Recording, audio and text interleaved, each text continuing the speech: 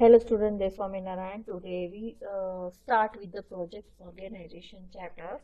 Okay, unit number 2. Okay, uh, what to understand by project organization or construction company or organization? The construction company can be defined as a group of people. Construction company क्या है? जिसमें group of peoples होता है having specialized knowledge related to design, estimate, bid, purchase, obtain resources, वो सब का एक group होता है जिसमें स्पेशलाइज नॉलेज वाले अलग अलग व्यक्ति होते हैं। ओके, जिससे ये सब कंस्ट्रक्शन प्रोजेक्ट है वो कंप्लीट करने में वो अपना नॉलेज यूज करते हैं। Okay, thus the construction company whether it involves Thus, the construction company, whether it involves a one-person organization, that means कई बार क्या होता है छोटी छोटी कंपनियां होती है जिसमें वन पर्सन से ही पूरा ऑर्गेनाइजेशन चलता है, और कई बार क्या होता है कंपनी बड़ी होती है, that is called large firm with several departments. Okay, is primarily devoted to giving services with aim of making the profit.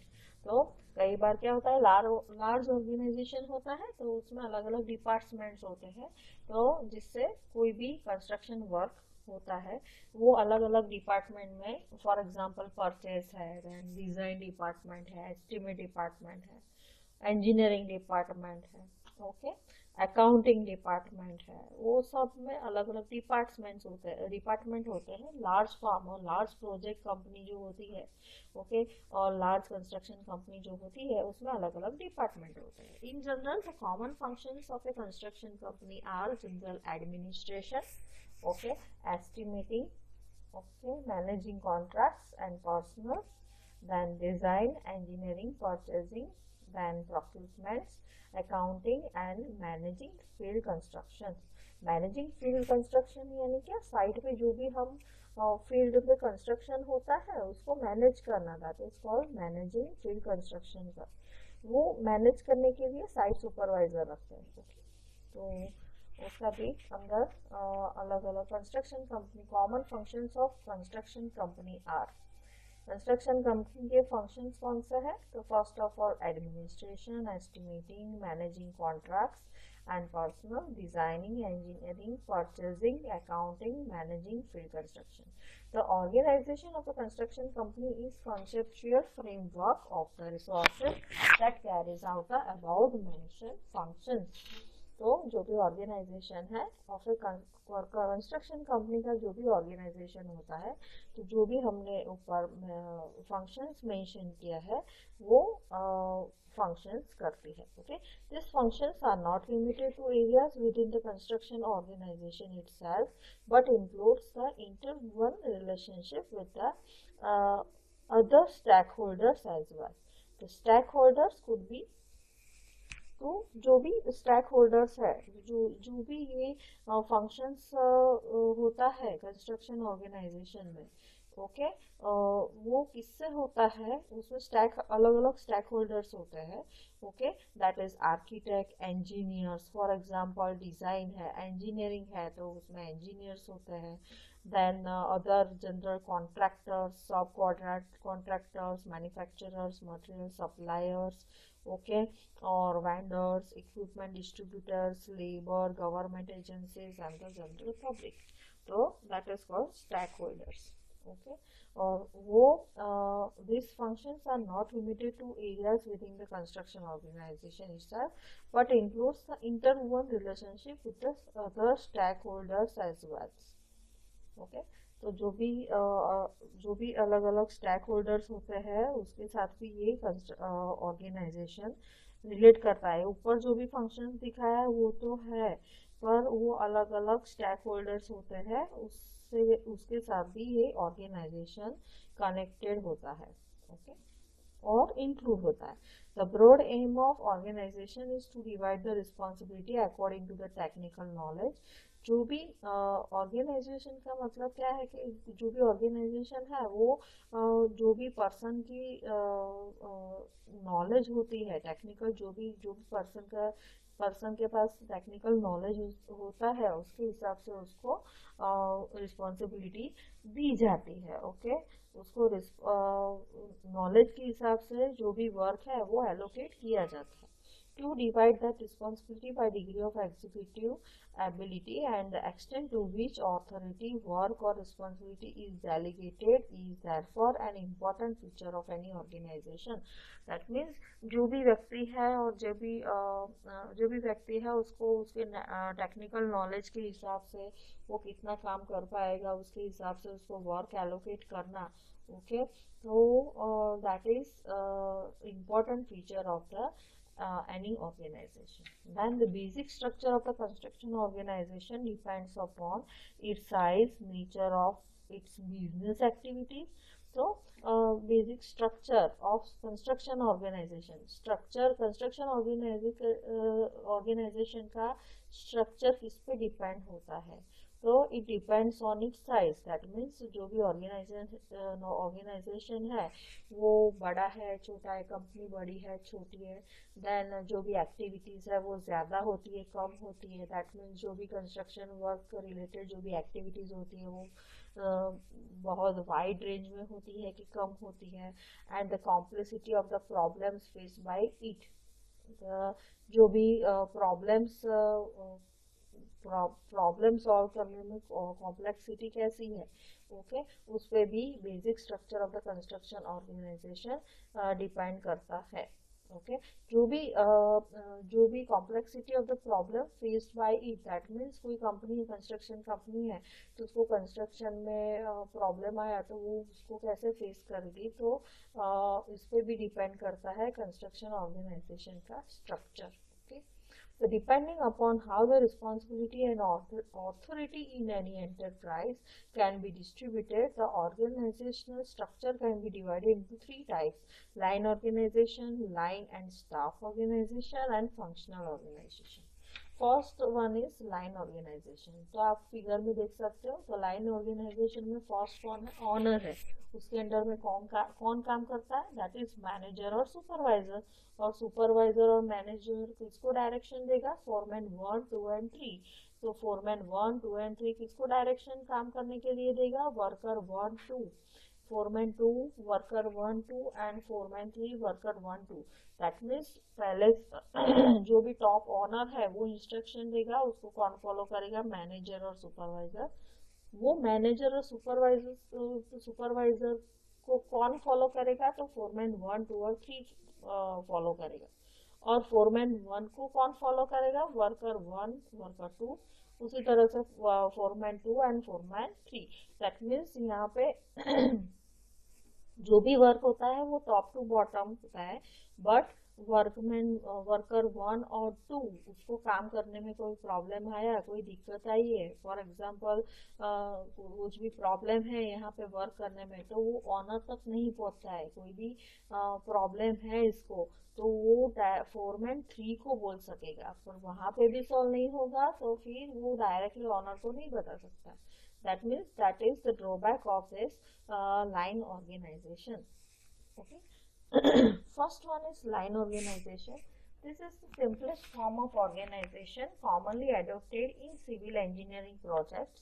Its its significant feature in that there is a clear line responsibility and authority right through the management structure. Line organization is also called a military organization. In this type of the organization, the small project or work is like तो बहुत छोटे project है, small project है, तो उसके लिए ही line organisation use होता है with the direct involvement of the owner with the help of managers or supervisors. This manager or supervisors are directly overseeing the works carried out by their subordinates, that is foreman 1 or foreman 2. The communication followed vertically in such arrangement. The example, the owner will command the manager or supervisor who in turn will command the foreman 1, 2, 3, and the foreman in turn will command workers directly under them. That means foreman 1 will command worker 1, 2, foreman 2 command worker 3 and 4, and so on. Or foreman 2 will command the worker 1, 2, and so on. Okay. Advantages. It is simple and easy to understand. That means ये organisation है बहुत simple होता है, आप easily under आपको पता चल जाएगा कि इसमें कौन किसके अंडर में कौन काम कर रहा है, ठीक, वो आप इजीली इसमें समझ सकते हो. And it permits the quick decision. That means quick, इस टाइप के ऑर्गेनाइजेशन में आपको कोई भी प्रोसीजर है, कोई भी एक्टिविटी है, तो उसमें आप क्विकली डिसीजन ले सकते हो. Each individual is responsible to a single person and there is no scope for shifting of the responsibility. तो इसमें क्या है, जो भी सिंगल पर्सन है वो कोई भी एक्टिविटी के लिए जो भी उसको रिस्पॉन्सिबिलिटी दी होती है उसके लिए वो रिस्पॉन्सिबल होता है. इसकी रिस्पॉन्सिबिलिटी कोई दूसरे को दी नहीं जाती है. Okay. It promotes discipline among the employ. Then faults can be, that means इसकी वजह से क्या होता है, जो भी एम्प्लॉय है उसमें डिसिप्लिन रहती है, बिकॉज जो भी हमने रिस्पॉन्सिबिलिटी दिया है तो इसके हिसाब से ही वो पर्सन को काम करना पड़ेगा. ओके. तो इसीलिए इसमें डिसिप्लिन, जो भी एम्प्लॉय है उसके बीच में डिसिप्लिन रहता है. Then faults can be easily and quickly detected. For example, कोई भी जगह पे फॉल्ट्स है तो आप इस टाइप के ऑर्गेनाइजेशन में इजीली पकड़ सकते हो. Detected due to the fix responsibility of the various individual. क्योंकि पर्टिकुलर व्यक्ति को आपने पर्टिकुलर काम दिया है तो कहाँ पे भी आप फॉल्ट पकड़ सकते हो कि कहाँ पे क्या प्रॉब्लम है. ओके. किस एक्टिविटी में प्रॉब्लम है, क्या मैनेजमेंट किस एक्टिविटी में किस एक्टिविटी के मैनेजमेंट में प्रॉब्लम है वो आप इजीली इसमें कर सकते हो. Then disadvantages. The departmental heads are overburden as all the decisions have to be taken by them. तो डिपार्टमेंटल हेड जो होता है उस पर ओवरबर्डन होता है बिकॉज उसके अंडर में सब काम हो रहा है. Due to this top personal are unable to innovate. Okay. Then next, a delay in decision making. That means top management में कोई भी डिसीजन लेने में थोड़ी भी डिले हुई तो पूरा जो भी एफिशिएंसी ऑफ ऑर्गेनाइजेशन है उस पर एडवर्सली इफेक्ट पड़ेगा, बहुत बुरा असर पड़ेगा. तो इसीलिए जो भी टॉप मैनेजमेंट है उसको आपको क्या करना पड़ेगा, डिसीजन जल्दी लेना पड़ेगा. ओके. तो इस टाइप के मैनेजमेंट में क्या है कि टॉप मैनेजमेंट में bring the system to stand still and adversely affect the efficiency of the organisation.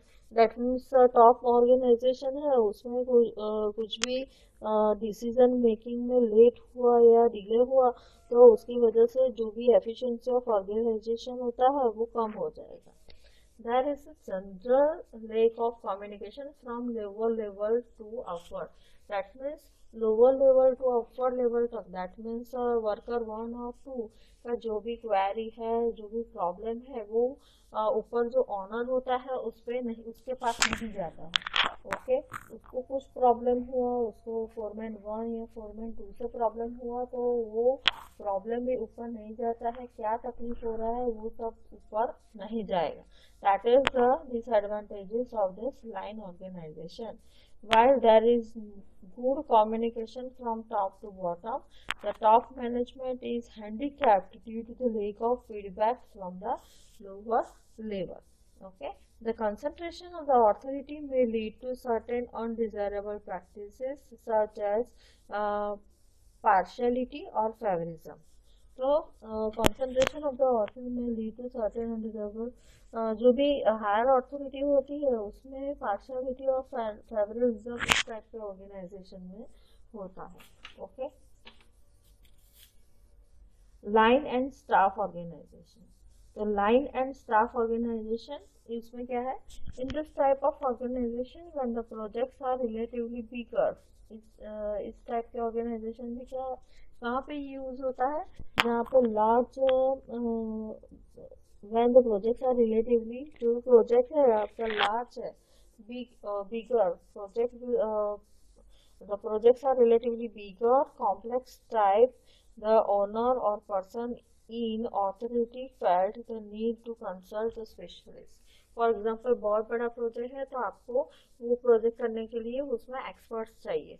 Okay, तो वो एक्सपर्ट्स का यूज करके आपको ये प्रोजेक्ट करना पड़ता है। Okay, the specialists or experts are appointed have no authority to issue the instruction directly to the subordinates, but their function are purely advisory. Okay, तो उसमें क्या बोला है? The specialists और experts are so appointed, जो ये specialists और जो भी expert होते हैं वो सिर्फ knowledge दे सकते हैं। ओके, बाकी इनके पास कोई भी ऑथोरिटी नहीं होती है कोई भी काम करवाने की। वो सिंपली आपको एडवाइस देंगे कि आपको इस तरह से, और ट्रेनिंग देंगे कि आपको इस तरह से काम करना है। तो the subordinates, but their functions are purely advisory.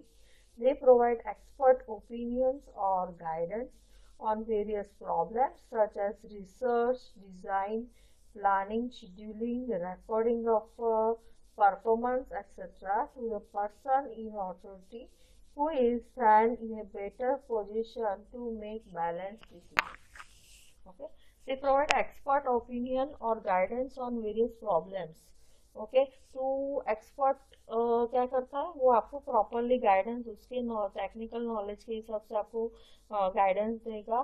Such as research work है, देन डिजाइनिंग है, प्लानिंग है, शेड्यूलिंग है, रिकॉर्डिंग ऑफ द परफॉर्मेंस है, etcetera to person in authority who is then in a better position to make the balanced decision. The aspects of the line system are retained in this type of organization. The addition of the experts or specialized results in the efficiency and economical working of the project. Okay.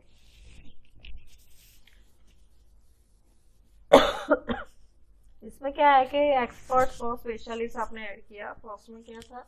Experts और specialist आपने नहीं add किया था, because वो जो भी organisation है, this one is small organisation और this one is large organisation, line and staff organisation, जिसमें आपने एक्सपर्ट और स्पेशलिस्ट आपने ऐड किया है। ओके, यहाँ पे आप देख सकते हो ये ऑनर है, उसके अंडर में कौन काम कर रहा है? General manager. जनरल मैनेजर के अंडर में कौन काम कर रहा है? Account manager, account manager engineering, manager safety, manager construction, then manager P&M, okay, then manager procurement, this one is manager of purchasing and maintenance. Okay, manager of procurement, manager quality and manager HR. तो manager construction के अंदर में कौन काम करता है? Foreman 1 and foreman 2। Foreman 1 के अंदर में कौन काम करता है? वर्कर 1 एंड 2, एंड फोरमैन 2 के अंदर में worker 3 and 4। Advantages: in the line and staff structure, the line employees are responsible for the aggregation, while expert staff employees play the advisory role. So, in the line and staff structure, the line employees are responsible for the execution, while the expert staff employees plays the advisory role. That means जो भी जिसको का responsibility दी है उसको ही करना पड़ता है, but advice वगैरह चाहिए तो वो एक्सपर्ट्स ही लेके काम करना होता है।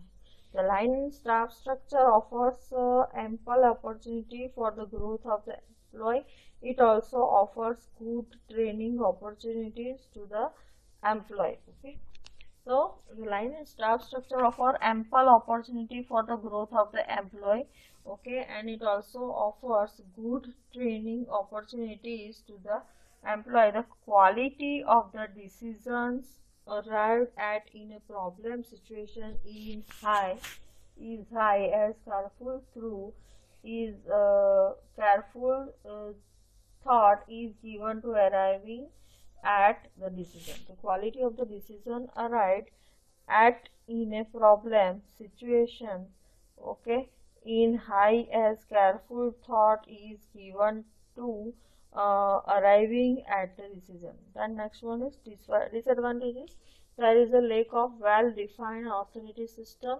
तो वेल डिफाइंड ऑथोरिटी इसमें डिफाइन नहीं एलोकेट नहीं किया होता है, तो इसका वो डिसएडवांटेज है. Then the structure is suitable mostly for the large organization, okay, where there is a constant need for employing people with the specialized skills.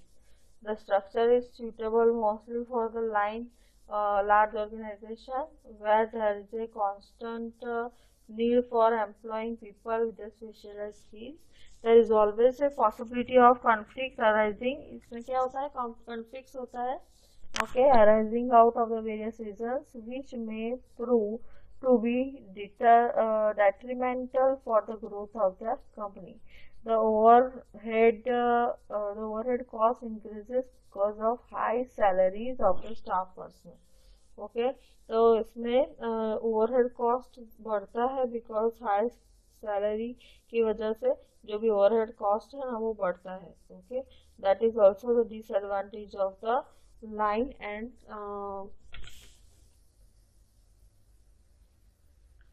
and staff organization. Okay, आज हम इतना इतना पढ़ेंगे. नेक्स्ट टाइम नेक्स्ट लेक्चर में हम आगे पढ़ेंगे. Okay, third जो भी हमारा टाइप्स ऑफ ऑर्गेनाइजेशन में थर्ड टाइप है वो हम पढ़ेंगे. Okay, thank you.